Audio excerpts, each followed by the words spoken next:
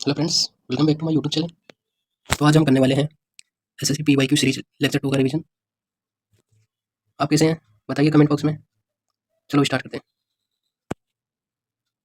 इसमें फर्स्ट है क्वेश्चन कि किस पंचवर्षीय योजना के अंतर्गत गरीबी हटाओ का नारा और आत्मनिर्भरता को प्रमुख रूप से योजना का उद्देश्य घोषित किया गया। तो ये थी पांचवी पंचवर्षीय योजना। तो पहला क्वेश्चन क्या था, पंचवर्षीय योजना से गरीबी हटाओ का नारा किसमें दिया गया और आत्मनिर्भरता को प्रमुख योजना उद्देश्य घोषित किया गया पांचवी पंचवर्षीय योजना। तो यहाँ कुछ फैक्ट हैं। पहला है कि 1938 में राष्ट्रीय योजना समिति बनी, जिसके पहले अध्यक्ष कौन थे, जवाहरलाल नेहरू। और ये बनाई किसने थी, सुभाष चंद्र बोस ने, यानी राष्ट्रीय योजना समिति, नेशनल प्लानिंग कमीशन 1938 में। और 1944 में आया बॉम्बे प्लान। और पंचवर्षीय योजना की अवधारणा किस देश से ली गई है, ये ली गई है रूस देश से। और भारत में पंचवर्षीय योजना का टाइम कब से कब रहा, तो ये रहा 1951 से स्टार्ट हुई थी, 2014 तक ये रही। योजना आयोग का स्थान नीति आयोग ने ले लिया 2015 में, तब 2014 में इसको समाप्त कर दिया गया। फर्स्ट पंचवर्षीय योजना के बारे में देखते हैं। फर्स्ट पंचवर्षीय योजना है वो 1951 से 56 तक चली। उद्देश्य इसमें 2.1%, प्राप्ति हुई 3.6%, यानी लक्ष्य प्राप्ति इसमें हुई 3.6%, जबकि टारगेट था 2.1% का। और ये कौन से मॉडल पे आधारित है, ये है हैरो-डोगर मॉडल पे आधारित है। और इसमें भाखड़ा नांगल डैम, जो भारत का सबसे बड़ा गुरुत्वीय बांध है, वो निर्मित हुआ। हीराकुंड बांध, जो महानदी पे है सबसे लंबा बांध, ये दोनों फर्स्ट पंचवर्षीय योजना के अंतर्गत निर्मित है। सेकंड पंचवर्षीय योजना, सेकंड पंचवर्षीय योजना के अंदर त्वरित औद्योगिकरण, पहले में कृषि के बारे में ज्यादा ध्यान दिया गया और ये दूसरी में त्वरित औद्योगिकरण, पहली में एग्रीकल्चर, दूसरी में इंडस्ट्रियलाइजेशन। और ये सेकंड का टाइमिंग कितना है, 1956 से 61, पहली का 51 से 56, दूसरी का 56 से 61। इसका मॉडल कौन सा है, पीसी महालनोबिस मॉडल। उसका फर्स्ट का था हैरो-डोगर मॉडल। पीसी महालनोबिस है, उनके बारे में फैक्ट थी। उनका जन्म 29 जून को हुआ, इसी दिन हम भारतीय सांख्यिकी दिवस के रूप में बनाते हैं। और 29 जुलाई को राष्ट्रीय बाघ दिवस मनाया जाता है।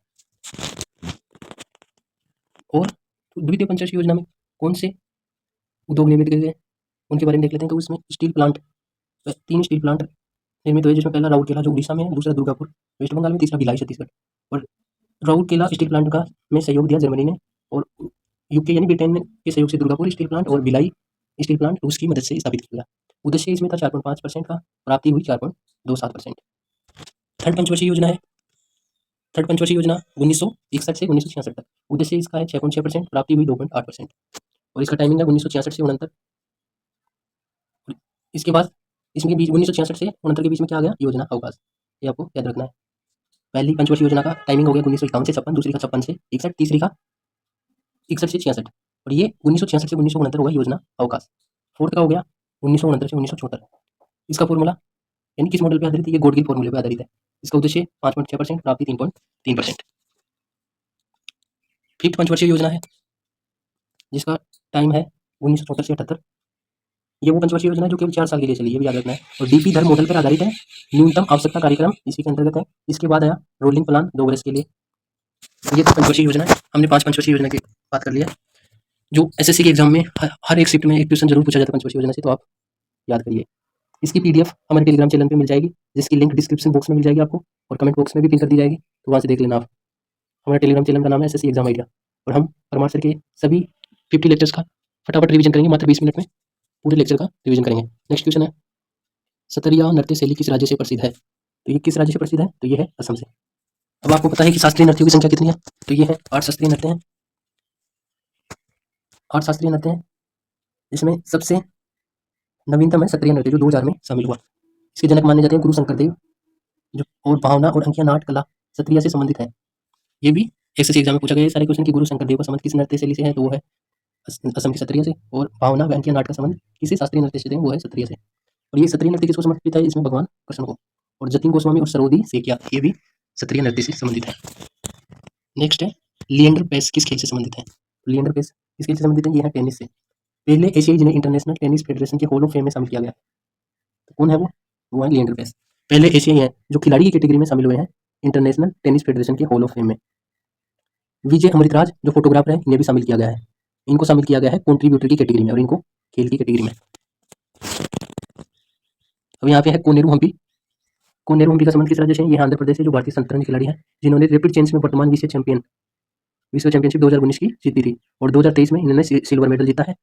पुरुष का मैग्नस कार्लसन ने गोल्ड मेडल जीता है, याद रखना आप। हार्दिक सिंह और सविता पुनिया का संबंध है हॉकी से।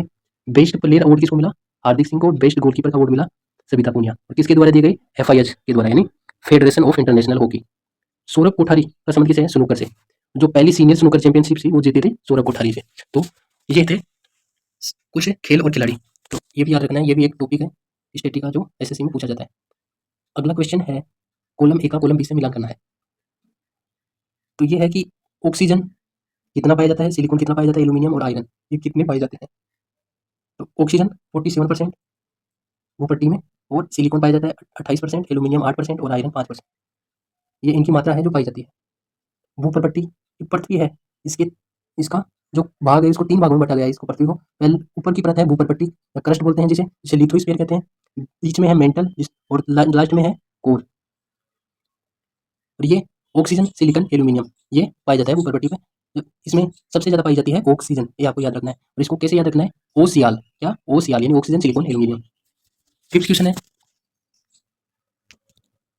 जुलाई 1968 में भारत की तत्कालीन प्रधानमंत्री इंदिरा गांधी ने खालिस्तान नामक एक विशेष डाक टिकट जारी किया जिस करके आधिकारिक तौर पर कृषि हरित क्रांति की प्रभावशाली प्रगति दर्ज की। तो ये गेहूं क्रांति, व्हीट रेवोल्यूशन, ये इस पे एक डाक टिकट जारी किया किसने?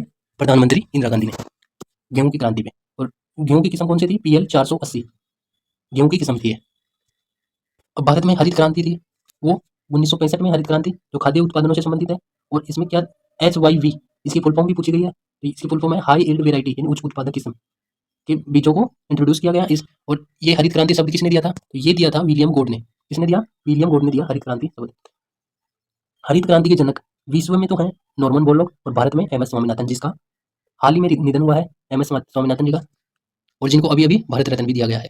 ये भी याद रखना है आपको। नेक्स्ट है हड़प्पा सभ्यता की जल निकासी व्यवस्था किस प्रकार की थी? तो वो देखते हैं कि हड़प्पा सभ्यता में पानी कचरा घरों के बाहर स्थित नालियों से निकलकर मुख्य भूमिगत नाली में चला जाता था। यानी प्रत्येक घर में नाली, छोटी नालियां होती थी जो उस मोहल्ले या घर से या उस मोहल्ले से बाहर एक मुख्य जो नाली होती थी बड़ी वाली, उसमें जाके ये मिल जाती थी ऐसे हर घर की। तो ये काफी अच्छी थी हड़प्पा में जल निकासी व्यवस्था, याद रखना है। अब हड़प्पा के बारे में हम उसकी साइड देख लेते हैं कि नॉर्थ साइड सबसे उत्तरी साइड है उसकी मांडा, जो कहाँ पे है? जम्मू कश्मीर में। और साउथ में सबसे वो है दाइमाबाद जो महाराष्ट्र में है। और ईस्ट में सबसे आखिर में है आलमगीरपुर जो मेरठ यूपी में है। और सूत का गेंडोर जो कहाँ पे है? वो अफगानिस्तान का कोई पार्ट है, बलूचिस्तान उसमें है। तो ये है उसका पश्चिमी छोर। तो ये थी हड़प्पा सभ्यता, जिसको सिंधु घाटी सभ्यता भी कहते हैं, कांस्य युगीन सभ्यता भी कहते हैं। और ये एक शहरी सभ्यता थी। अगला क्वेश्चन है क्वेश्चन नंबर 7। उस्ताद अल्लाह रखा कुरैशी ने किस संगीत वाद्य यंत्र कला को लोकप्रिय बनाया? यानी वो थे तबला वादक। पद्मश्री उनको 1977 में मिला है। और कुछ वादक देख लेते हैं, जैसे उस्ताद बिस्मिल्लाह खां का संबंध क्या है किस वादन से है? तो ये है शहनाई वादक है। पंडित शिव कुमार शर्मा, राहुल शर्मा जो उनके पुत्र हैं, भजन शोपुरी, तो इनका संबंध है संतूर वादक से। और अगले हैं जाकिर हुसैन जो अल्लाह रखा कुरैशी हैं, इनके पुत्र हैं ये जाकिर हुसैन, तो इनका संबंध भी तबले से हो गया। 2023 में इनको मिला है पद्म विभूषण, ये याद रखना है। पद्म भूषण इनको मिला था 2002 में, पद्मश्री विजेता भी हैं ये। और अगले हैं हरिप्रसाद चौरसिया। हरिप्रसाद चौरसिया को किसके लिए जाना जाता है? तो ये है बांसुरी वादक। नेक्स्ट क्वेश्चन है 8th क्वेश्चन। 73वें संविधान संशोधन अधिनियम 1992 के माध्यम से सरकार ने अनुच्छेद देश में बताई गई संवैधानिक दायित्व को पूरा किया। तो कौन से अनुच्छेद में बताया गया? वो 40 में। तो अनुच्छेद 40 में क्या बताया गया है? अनुच्छेद 40 में बताया गया है पंचायतों का गठन, जो DPSP के अंदर आता है, यानी पंचायतों का गठन किसमें है? तो वो है अनुच्छेद 40 में। ये 73वें संविधान संशोधन अधिनियम इसके दायित्व को पूरा करता है। अब यहाँ पे संविधान संशोधन के बारे में देख लेते हैं कि संविधान संशोधन कौन कर सकता है? तो ये करती है संसद। तो संविधान संशोधन का उल्लेख संविधान के भाग 20 में और आर्टिकल नंबर 368 में संविधान संशोधन की प्रक्रिया ली गई है दक्षिण अफ्रीका से। तो पंचायत में त्रिस्तरीय नियम लागू किया गया है। तो त्रिस्तरीय नियम लागू कब हुआ? ये 24 अप्रैल 1993 को लागू हुआ। तो इसी दिन पंचायती राज दिवस मनाया जाता है। तो ये आपको याद रखना है, त्रिस्तरीय पंचायत कानून लागू हुआ था इस दिन। तो अगला क्वेश्चन है हमारा 73वें संविधान के बारे में कि इसको भाग 9 में जोड़ा गया है। किसमें? भाग 9 अनुसूची नंबर 11 बनाई गई इसके लिए। अनुच्छेद 243 से 243 तक है। और अगला क्वेश्चन है हमारा कौन सा अनुच्छेद उपराष्ट्रपति के चुनाव से संबंधित है? ये है 66 किससे संबंधित है? राष्ट्रपति के चुनाव से संबंधित है, अनुच्छेद नंबर 66। 52 में किसके बारे में बताया गया है? अनुच्छेद नंबर 52 में। अनुच्छेद नंबर 52 में बताया गया है राष्ट्रपति के बारे में, और महान्यायाधीश के बारे में बताया गया है 73 में। और 72 के अंतर्गत अनुच्छेद 72 राष्ट्रपति की क्षमा शक्ति, यानी राष्ट्रपति जो क्षमा दान देते हैं उसको बताया गया है अनुच्छेद नंबर 72 में। अब कुछ और फैक्ट देख रहे हैं यहाँ पे कि उपराष्ट्रपति चुनाव में कौन कौन भाग लेता है? तो वो लिखते हैं सभी MP, लोकसभा प्लस राज्यसभा, लोकसभा और राज्यसभा के सभी MP उपराष्ट्रपति चुनाव में भाग लेते हैं। आपको बताना है कि राष्ट्रपति चुनाव में कौन कौन भाग लेता है। क्वेश्चन नंबर 10, महाभाष्य के लेखक कौन थे? तो महाभाष्य के लेखक कौन थे? तो महाभाष्य के लेखक थे पतंजलि। और पाणिनि ने क्या लिखा है? अष्टाध्यायी, जो व्याकरण है संस्कृत। पतंजलि ने क्या लिखा है? पतंजलि ने लिखा है योग शास्त्र। और पतंजलि ने 2 अश्वमेध यज्ञ कराए थे। किसके लिए कराए थे? वो पुष्यमित्र शुंग के लिए, जो शुंग वंश से संबंधित है। पुष्यमित्र शुंग का पुत्र था अग्निमित्र। तो अग्निमित्र पर कालिदास की एक रचना है मालविका अग्निमित्र, जो कालिदास ने लिखी है। पुष्यमित्र शुंग है, उन्होंने मौर्य वंश के अंतिम शासक था, कौन था? बृहद्रथ। उसकी हत्या करके शुंग वंश की स्थापना की थी। कौटिल्य के बारे में देख लेते। कौटिल्य कौन था? कौटिल्य कौन था? तो कौटिल्य था चंद्रगुप्त मौर्य के चंद्रगुप्त मौर्य को शासक बनाने में सहयोग करने वाला। यानी इनकी मदद से गणानंद को हराया जो, और मौर्य वंश की स्थापना की थी चंद्रगुप्त मौर्य ने कौटिल्य के सहयोग से। कौटिल्य के अन्य नाम देख लेते हैं। विष्णुगुप्त, चाणक्य। पुस्तक है इनकी अर्थशास्त्र। नेक्स्ट है क्वेश्चन नंबर 11। क्वेश्चन नंबर 11 में बताया गया है कि पद्म भूषण गुरु वेम्पति चिन्ना सत्यम किस नृत्य शैली में सैकड़ों छात्रों को प्रशिक्षित करने के लिए प्रसिद्ध है? तो ये है कुचिपुड़ी से संबंधित। बहुत बार पूछा गया ये क्वेश्चन एसएससी एग्जाम में, तो आपको ध्यान देना है। कुचिपुड़ी से संबंधित है गुरु वेम्पति चिन्ना सत्यम। अब जो 8 शास्त्रीय नृत्य हैं उनके बारे में देख लेते हैं कि पहला था कुचिपुड़ी, जो आंध्र प्रदेश से संबंधित है। भरतनाट्यम तमिलनाडु से, कथक यूपी से, मणिपुरी मणिपुर से, कथकली और मोहिनीअट्टम ये 2 हैं केरल से, ओडिसी है ओडिशा से, और सत्रिया है असम। इनमें नवीनतम कौन सा है? सत्रिया। सत्रिया कौन सा है? नवीनतम, जो कहाँ का है? असम का, जो 2000 में ही शास्त्रीय नृत्य बना। और भरतनाट्यम है तमिलनाडु का, वो बहुत पुराना है, लगभग 500 साल पुराना। और जो कुचिपुड़ी है, कुचिपुड़ी कुचिपुड़ी के जो रेड्डी आते हैं सरनेम, वो अधिकतर क्या होते हैं कि कुचिपुड़ी नृत्य से संबंधित होते हैं, जैसे राधा रेड्डी, राजा रेड्डी, भावना रेड्डी, पदमजा रेड्डी। हाँ, तो ये ट्रिक याद रखनी है। और जो महापात्रा आते हैं वो किससे संबंधित होते हैं? वो ओडिसी से संबंधित होते हैं। और जो सेकिया आते हैं वो किससे होते हैं? वो सत्रिया से। क्वेश्चन नंबर 12, किस स्थिति में शरीर की प्रतिरक्षा प्रणाली वास्तविक आंतरिक कारक प्रोटीन या इसे बनाने वाली आपके पेट की परत की कोशिकाओं पर हमला करती है? तो ये होती है पर्नीशियस एनीमिया की स्थिति में, जो विटामिन B12 की कमी से होता है। विटामिन B12 की कमी से कौन सा रोग होता है? Pernicious anaemia. जो प्रतिरक्षा प्रणाली के जो आंतरिक कारक हैं, जैसे प्रोटीन या इसे बनाने वाली अन्य कोशिकाएं, उन पर हमला करती है। कौन? इस रोग के कारण, पर्नीशियस एनीमिया के कारण जो प्रतिरक्षा प्रणाली है वो कमजोर होती है। तो इसके लिए कौन सी स्ट्रेटेजी अपनाई जाती है? 6x6x6 स्ट्रेटेजी, यानी पर्नीशियस एनीमिया की स्थिति में ये स्ट्रेटेजी अपनाई जाती है। या ये स्ट्रेटेजी किससे संबंधित है? ये भी याद रखना आपको। नेक्स्ट क्वेश्चन है क्वेश्चन नंबर 13, 2 या 2 से अधिक राज्यों के बीच विवाद सर्वोच्च न्यायालय के अधीन आता है। तो ये होते हैं सर्वोच्च न्यायालय के मौलिक अधिकार क्षेत्र, यानी ओरिजिनल ज्यूरिडिक्शन। मौलिक क्षेत्राधिकार सर्वोच्च न्यायालय के मौलिक क्षेत्राधिकार के अंतर्गत आते हैं। यानी 2 राज्यों के बीच में विवाद है या 2 से अधिक राज्यों के बीच में विवाद है। ये किस आर्टिकल में इसके बारे में बताया गया है? तो ये आर्टिकल नंबर है 131 यानी 131, और अनुच्छेद 143 में सलाहकार क्षेत्राधिकार दिया गया है सर्वोच्च न्यायालय का, कि सर्वोच्च न्यायालय राष्ट्रपति को सलाह देगी। और सर्वोच्च न्यायालय की सलाह के लिए राष्ट्रपति बाध्य नहीं है कि वो उनकी सलाह माने, ये भी आपको याद रखना है। और सर्वोच्च न्यायालय का अपीलीय क्षेत्राधिकार है, वो अनुच्छेद 131, 32 एंड 33 में है। इसमें क्या बताया गया? सर्वोच्च न्यायालय का अपीलीय क्षेत्राधिकार, रीट क्षेत्राधिकार सुप्रीम कोर्ट का 32 में और हाई कोर्ट का 226 में। रीट क्षेत्राधिकार, रीट क्षेत्राधिकार किसमें जारी होते हैं? ये मौलिक अधिकारों के हनन में रीट जारी होती है। अगला है क्वेश्चन नंबर 14। 14 क्वेश्चन में क्या बताया गया है? 14 क्वेश्चन में बताया गया है भारत के योजना आयोग 2011-12 के अनुसार राज्यों के किस समूह में गरीबी रेखा के नीचे जनसंख्या प्रतिशत सर्वाधिक है? यानी जो योजना आयोग का 2011-12 का डेटा है उसके अनुसार सबसे गरीब राज्य अकॉर्डिंग टू परसेंटेज ये थे छत्तीसगढ़ एंड झारखंड, प्रतिशत में एमपी, और सर्वाधिक यूपी। यानी जनसंख्या के मामले में सबसे ज्यादा गरीबी रेखा से नीचे जनसंख्या वैसे तो यूपी की और प्रतिशत में एमपी की थी ये, लेकिन ऑप्शन में क्या है कि छत्तीसगढ़ और झारखंड, इनमें भी भारत के योजना आयोग 2011-12 के डेटा के अनुसार इनमें भी जनसंख्या का प्रतिशत सर्वाधिक था, छत्तीसगढ़ और झारखंड में। आपको ये डेटा याद रखना है। क्वेश्चन नंबर 15, 20 कार्बन परमाणु से बने असंतृप्त स्ट्रिंग्ड हाइड्रोकार्बन का उपयोग सौर ऊर्जा भंडारण क्षमता वाली मोमबत्ती और पैराफिन मोम बनाने के लिए किया जाता है। तो इसका नाम है इकोसेन। इकोसेन है जो, जिसमें कितने कार्बन है? 20। कितने कार्बन है? 20। तो आपको याद करना है कि 20 कार्बन परमाणु की असंतृप्त स्ट्रिंग्ड हाइड्रोकार्बन का उपयोग सौर ऊर्जा भंडारण क्षमता वाली मोमबत्ती और पैराफिन मोम बनाने में किया जाता है। तो यहाँ पे असंतृप्त है, तो असंतृप्त हाइड्रोकार्बन क्या होता है? पहले तो हाइड्रोकार्बन क्या होता है? हाइड्रोकार्बन मतलब हाइड्रोजन और कार्बन से बने यौगिक हाइड्रोकार्बन कहलाते हैं। और यहाँ पे है असंतृप्त। असंतृप्त यानी जिसमें कार्बन और कार्बन के बीच में डबल बॉन्ड या सिंगल बॉन्ड होगा ना, सॉरी डबल बॉन्ड या ट्रिपल बॉन्ड होगा वो होगा असंतृप्त, और जिसमें एकल बॉन्ड होगा वो होगा संतृप्त। अब जो कार्बन है वो श्रृंखलन का गुण प्रदर्शित करती है, यानी कार्बन है ना वो लंबी श्रृंखला के रूप में अपने तत्वों को जोड़ सकती है। जैसे कार्बन का single bond, carbon carbon carbon, ये काफी लंबी श्रृंखला बनाती है, तो श्रृंखलन का गुण पाया जाता है कार्बन में, ये आपको पता चल गया। नेक्स्ट ये है एकल बंध, जो अभी बताया मैंने कि एकल बंध क्या होता है, और वैकल्पिक एकल बंध, द्विबंध, एकल बंध एवं द्विबंध, तो ये किसमें पाए जाते हैं? एरोमेटिक। अब एलिफेटिक क्या होते हैं? जिसमें श्रृंखलाएं होती है, और जैसे कार्बन कार्बन CH3 ये से जुड़ जाती हैं, ये तो हो गई एलिफेटिक। जबकि जो एरोमेटिक होती हैं वो ऐसे होती हैं, बंद संरचनाएं होती हैं वो एरोमेटिक होती हैं, तो ये आपको याद रखना है। नेक्स्ट क्वेश्चन है जो भी बताया वही लिखा हुआ है यहाँ पे कि हाइड्रोकार्बन है वो दो प्रकार से कैसे हैं यहाँ पे, संतृप्त और असंतृप्त। संतृप्त में एकल बंध पाया जाता है जैसे जिसमें एल्केन होता है, यानी एल्केन में कौन सा बंध पाया जाता है, ये क्वेश्चन आ सकता है कि एल्केन में एकल बंध, असंतृप्त में द्विबंध और त्रिबंध दोनों पाए जाते हैं। द्विबंध वाले को एल्कीन बोलते हैं, त्रिबंध वाले को एल्काइन बोलते हैं।